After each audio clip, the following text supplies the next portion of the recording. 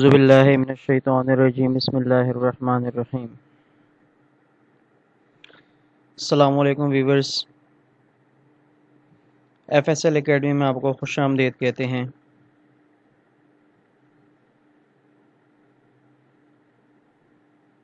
Previous lecture में हमने lecture number 9 में एलसीएल के बारे में जाना था कि शिपिंग में एलसीएल क्या होती है। तो मैं आपको थोड़ा समराइज़ कर देता हूँ कि अगर शिपमेंट का ऑर्डर कंटेनर से कम है, less than a container, 5 CBM 3 CBM है, कोई भी क्वांटिटी है, तो उसको LCL shipment as a move किया जाता है। एलसीएल शिपमेंट में कंसोलिडेटर्स इन्वॉल्व होते हैं। कंसोलिडेटर डिफरेंट लोगों से कार्गो एक्यूमुलेट करके एक कंटेनर में उसको स्टफ़ करते हैं और उसका पूरा कंटेनर को मूव कराते हैं अपने एमबीएल पे, और हर एक्सपोर्टर्स को या इंपोर्टर को एक एचबीएल इशू करते हैं। तो अब इसका प्रोसेस सीखते हैं। वहाँ पे हमने आपको पैलेट्स के बारे में बताया था, वॉल्यूम के बारे में बताया था कि चार्जेस कैसे इसके चार्ज किए जाते हैं, वॉल्यूम कैसे कैलकुलेट किया जाता है। आज हम इसका प्रोसेस देखेंगे कि एलसीएल शिपमेंट को प्रोसेस कैसे किया जाता है। तो फर्स्ट ऑफ ऑल व्यूवर्स, अगर आपने इस लेक्चर को अच्छी तरह समझना है तो पहले आप हमारे प्रीवियस 9 लेक्चर्स, लेक्चर नंबर 1 से लेक्चर नंबर 9 तक वॉच कर लें। उसके बाद आपको इस लेक्चर की अच्छी तरह लेक्चर नंबर 10 की समझ आएगी। बाकी तमाम जितने भी प्रीवियस लेक्चर्स हैं उनके ऑलरेडी लिंक डिस्क्रिप्शन में गिवन है। और इस लेक्चर को स्टार्ट करने से पहले अगर अभी आप तक आपने हमारा चैनल सब्सक्राइब नहीं किया तो काइंडली हमारा चैनल आप लाइक करें, सब्सक्राइब करें और बेल का आइकन प्रेस कर दें ताकि हमारे आने वाली वीडियो की नोटिफिकेशन आपको मिल सके। सो व्यूअर, शुरू करते हैं एलसीएल एक्सपोर्ट प्रोसेस। जब भी किसी कस्टमर के पास एक एलसीएल की क्यूरी होगी एक्सपोर्ट की, तो वो अगर जस्ट सीएनएफ बेसिस पे है तो फिर तो आपको जस्ट उसको फ्रेट ही देना पड़ेगा। लेकिन अगर वो डीडीपी टर्म है, डीएपी टर्म है, ऐसी कोई टर्म है जिसमें डेस्टिनेशन तक की रिस्पॉन्सिबिलिटी आप पे, शिपर पे आयद होती है, तो उस केस में आपको फिर ज़्यादा इन्फॉर्मेशन रिक्वायर्ड होगी। सो अगर किसी कस्टमर के पास एलसीएल की क्यूरी है तो वो आपको फॉलोइंग इन्फॉर्मेशन अपनी क्यूरी में शेयर करेगा। सबसे पहले वो आपको बताएगा number of cartons or pallets, कि भाई उसके पास जो माल रेडी पड़ा हुआ है उस कितने कार्टन्स माल है या कितने पैलेट्स का माल है। फिर वो आपको डायमेंशंस ऑफ ईच पैलेट बताएगा कि ये इतने कार्टन्स हैं मेरे पास या इतने पैलेट्स हैं और हर पैलेट या कार्टन की ये डायमेंशन है। अब ज़रूरी नहीं है कि वो सारे कार्टन्स एक ही साइज़ के। फॉर एग्जांपल, एक एसी का एसी जा रहा है, अब एसी को देखें, अगर एयर कंडीशन को आप देखेंगे तो उसके आउटडोर की डायमेंशंस अलग होती है, इनडोर की डायमेंशंस अलग होती हैं। तो अगर वो 5 एसी कोई एक्सपोर्ट कर रहा है फॉर एग्जांपल, तो उसके आउटडोर के जो यूनिट्स होते हैं उनकी डायमेंशंस अलग। वो आपको बताएगा कि 5 यूनिट्स मेरे पास कार्टन्स इस साइज़ के डायमेंशन के हैं और 5 कार्टन जो है इस साइज़ के डायमेंशन के। उसके लिहाज से आपने इसका टोटल सीबीएम कैलकुलेट करना होगा कि कितने सीबीएम का ये टोटल शिपमेंट बन रही है। उसके बाद वो आपको कमोडिटी भी बताएगा कि भाई ये जो कार्टन्स हैं इसके अंदर कमोडिटी क्या पैक्ड है। और अगर वो डीएपी या डीडीपी टर्म है तो वो आपको पिकअप एड्रेस भी बताएगा और वहाँ पे डेस्टिनेशन एड्रेस भी बताएगा। काफ़ी ज़्यादा इन्फॉर्मेशन आपको देगा कि भाई ये मेरा पिकअप एड्रेस है, ये डेस्टिनेशन एड्रेस है, आप मुझे टोटल चार्जेस बताएं। और इसके अलावा वो आपको वेट ऑफ ईच कार्टन भी बताएगा कि ईच कार्टन का वेट क्या है। तो व्यूअर्स, जो आपको क्यूरी रिसीव हो जाएगी तो आपने करना क्या है कि लोकल कंसोलिडेटर्स फर्म्स होती हैं हर कंट्री में। एलसीएल के केस में जस्ट लाइक शिपिंग लाइंस होती है, इस तरह कंसोलिडेटर्स होते हैं, डिफरेंट टाइप की कंपनीज़ हैं, उनको आपने क्यूरी फॉरवर्ड करनी होती है। वो आपको पर सीबीएम के लिहाज से रेट देंगे। वो आप जब डायमेंशन उन्हें शेयर करेंगे वो भी डायमेंशन रिक्वायर्ड करते हैं कि आप हमें डायमेंशन, नंबर ऑफ़ कार्टन्स बताएं। जब आप सारी क्यूरी उन्हें फॉरवर्ड करेंगे तो वो आपको रेट दे देंगे कि ठीक है, आपकी इतनी सीबीएम की शिपमेंट बन रही है और इसको पर सीबीएम हम इतना चार्ज करेंगे। तो calculate volume from dimensions and quote the rate accordingly. वो डायमेंशन से आपका वॉल्यूम कैलकुलेट करेंगे और आपको रेट कोट कर देंगे। अच्छा, एक्सपोर्ट में एलसीएल में ये चीज़ बहुत इंपॉर्टेंस होती है। जब भी आपको कोई क्वेरी देता है तो वो आपसे डेस्टिनेशन चार्जेस के बारे में भी पूछता है। उसकी वजह क्या है? उसकी बहुत बड़ी वजह ये है कि एक्सपोर्ट में लोकल फ्रेट बहुत कम होता है। फॉर एग्जांपल अगर आप कहेंगे मैंने यहाँ से एक एम्स्टर्डम एक शिपमेंट भिजवानी है, तो हो सकता है कि वो आपका पर सीबीएम फ्रेट जस्ट 5 या 10 या 15 पर सीबीएम हो, विच इज़ वेरी नॉमिनल।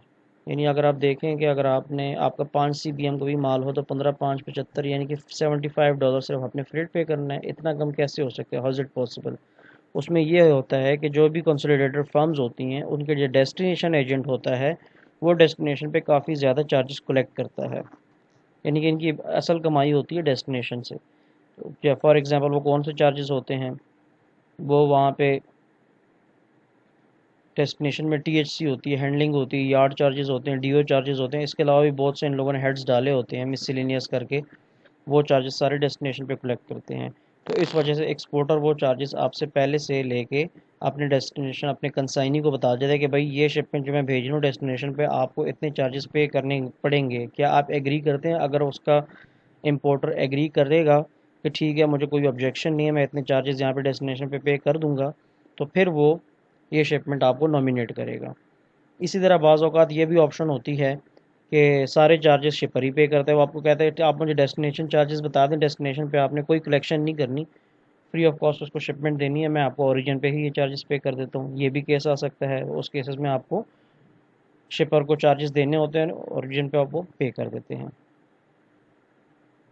अगर आपको आपका रेट उसे पसंद आ जाता है और वो आपको शिपमेंट नॉमिनेट कर लेता है, तो बीइंग अ फ्रेट फॉरवर्डर आपने वो शिपमेंट उसके वेयर हाउस से कलेक्ट करके shipping line CY consigner yard पे नहीं डिलीवर करनी, बल्कि CFS yard consignee freight station जो कि कंसोलिडेटर का यार्ड होता है उस पे ये शिपमेंट आपने मूव करने है ना, हैंड ओवर करनी है।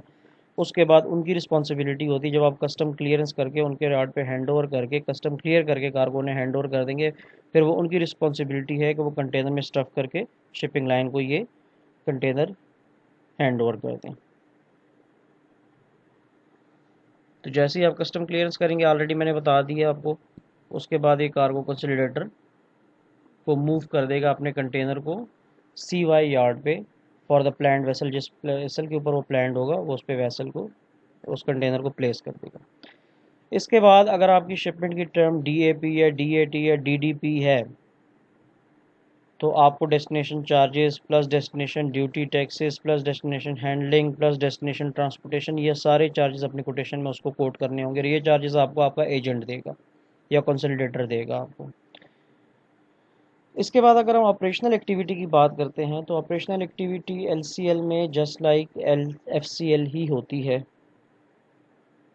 सिर्फ फ़र्क इतना होता है कि FCL में अगर आप एक्सपोर्ट करते हैं तो आप मास्टर BL पे भी कर सकते हैं डायरेक्टली, लेकिन अगर आप LCL में इंपोर्ट करेंगे तो आपको हाउस BL इशू किया जाएगा इंस्टेड ऑफ मास्टर BL। उसकी वजह ये होती है कि मास्टर BL पे वो पूरा कंटेनर मूव करते हैं, एक BL पे वो पूरा कंटेनर मूव होता है जिसके अंदर 10-15 बंदों का माल होता है। अब होता क्या है कि आपको वो अपने अपने कमोडिटी के लिहाज से अपने अपने डायमेंशंस और कार्गो की BL इशू कर देते हैं, HBLs। और इसका प्रोसेस बिल्कुल सेम होगा। तो वो आपको ड्राफ्ट भेजेंगे, आप उनके ड्राफ्ट भेजेंगे, ड्राफ्ट पे वो आपका BL जो होता है स्पेसिमेन पे चेकिंग कॉपी बना के आपको भेजेंगे कि ये चेक कीजिएगा कि इज़ इट ओके। अगर आप उसे ओके कर देते हो तो ठीक है, अगर उसमें कोई इशू है तो वो करेक्शंस के लिए दोबारा उसे भेजा जाएगा। उसके बाद वो दोबारा आपके पास आएगा और आप अपने कस्टमर को भेजोगे, एक्सपोर्टर को। और अगर वो एक्सपोर्टर कह देता है कि ड्राफ्ट में कोई इशू नहीं है, तो ड्राफ्ट इस तरह ओके हो जाएगा और वेसल सेलिंग के बाद आपको फाइनल BL इशू कर दिया जाएगा। वो BL आपने या तो अपने बैंक में देना होगा एक्सपोर्टर ने, और या फिर वो अपने अगर डायरेक्ट बैंक नहीं इन्वॉल्व, एडवांस पेमेंट है, तो वो डायरेक्टली अपने कंसाइनी को भेज देगा। और जब शिपमेंट डेस्टिनेशन पे पहुंचेगी तो वहाँ पे यही प्रोसेस होगा कि जो इंपोर्टर होगा वो BL ले जाके डायरेक्ट शिपिंग लाइन के पास नहीं जाएगा, बल्कि कंसोलिडेटर के एजेंट के पास जाएगा जो डेस्टिनेशन में एजेंट होगा।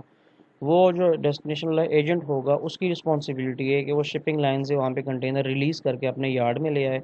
और जब अपने यार्ड में लेके आएगा तो वो डी स्टफ़ करेगा उसे, और डी स्टफ़ करने के बाद हर कंसाइनी के क्लियरिंग एजेंट को अपना माल हैंड ओवर कर देगा। और फिर उनकी रिस्पॉन्सिबिलिटी होगी वो इस माल को क्लियर करा के और डेस्टिनेशन चार्जेस पे करके गेट आउट करके अपने अपनी फैक्ट्री में ले जा सकें।